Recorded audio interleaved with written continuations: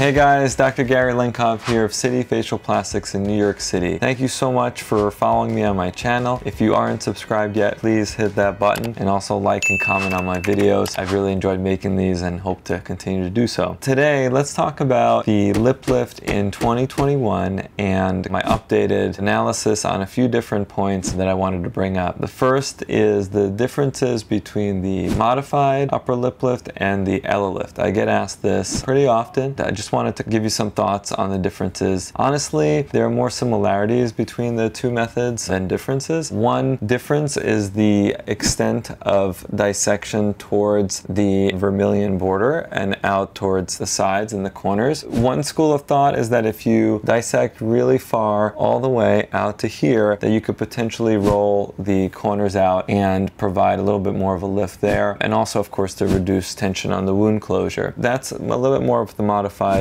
upper lip lift. The Elelyft, what you get is maybe not as extensive of a dissection, because in my opinion, you don't need to go that far out in order to still reduce tension on the closure. And the more extensive the dissection is, the longer it takes to heal, the longer the recovery time. I think there's a balance there. I think if you don't undermine at all, meaning create a skin flap between the skin and the muscle of the lip, if you don't do that at all, you have way too much tension kind of pulling down on your incision and you get worse scarring. If you extend the dissection really far out, then the recovery takes a lot longer, you get more swelling, and in my opinion, I don't think it's absolutely necessary to get great results at the incision line. And the other side of that is, at least in my hands, and when I look at photos of other people's work, I haven't found that the corners really do a lot of eversion no matter how far out you dissect, because the incision is still up here and the corners are outside of kind of the realm of where you're working. Those are some of the differences between the two procedures. Also, the depth of dissection is a bit different. I prefer to definitely have to go beyond the level of the skin, and oftentimes I find myself right on the muscle as well, but I do like to sometimes leave a little bit of cushion right on the muscle, again to minimize trauma to the lymphatic channels so that the healing is a little bit faster. But you have to make sure that there's enough thickness there to your skin flap for when you're closing the tissues. So in my opinion, I think the techniques are actually quite similar. They're more similar than they are different, but there are some differences as well. Now let's go into what I've observed over time with doing these lip lifts, is that in order to try to minimize the pull down at the nasal sill, which is right here, which can happen with any lip lift, in order to try to minimize that, my deep sutures these days are kind of being offloaded onto more of the ala. So I kind of offload those deep sutures out lateral, as well as, you know, right at the center. But I try to avoid placing too much deep suture tension at the nasal sill, and I have found that that does help with reducing that kind of nasal pull down that can occur. Now let's chat about the different variables that we're trying to balance with the lip lift. On one hand, you've got the philtral length. On another hand, you've got the volume of the upper lip, and you have the amount of tooth show. And they're all sort of interconnected. So I try to kind of sort out what the patient wants, like what their goal is, but also seeing how those different factors play in together when deciding like how much to remove and exactly the style of the excision to be removed. But we're constantly balancing those different variables. And one request that I sometimes get, and I try to tell people that this is not possible and I have them watch my videos, but sometimes they miss this point where some folks want the philtrum shortened, but they don't want to see any increased volume added to their upper lip, and that's simply impossible. As you remove that skin under the nose, the philtrum shortens, but the upper lip gets everted up and out, and it will become more exposed, and you will get a fuller upper lip. There's no way around that. It's impossible to do the bullhorn style lip lift and not cause increased fullness to the upper lip. Some of my patients don't seem to appreciate that, but I think it's really important to think that through and understand that before committing to the surgery. One last thing to mention about some of my recent thoughts on the lip lift is that as you're doing the lip lift, because the excision is just under the base of the nose, you're creating a bit more of an arch to the upper lip. Now in most cases that looks good and natural and an improvement, but there are times if someone's starting out with kind of a frowny look, if you're just accentuating the center, even if you have a balanced excision under the nose with a well-executed lip lift, you're still creating a bit more arching, and in someone again who's more frowny, it might not look that good. So something to think about when you're thinking about, like, you know, candidacy and is this surgery right for me. You know, again, if you guys have any questions about my specific technique or how things differ between different types of lip lifts, please leave some comments. Happy to give you my thoughts. Hopefully you guys found this helpful. Just some of my recent thoughts as I've been doing,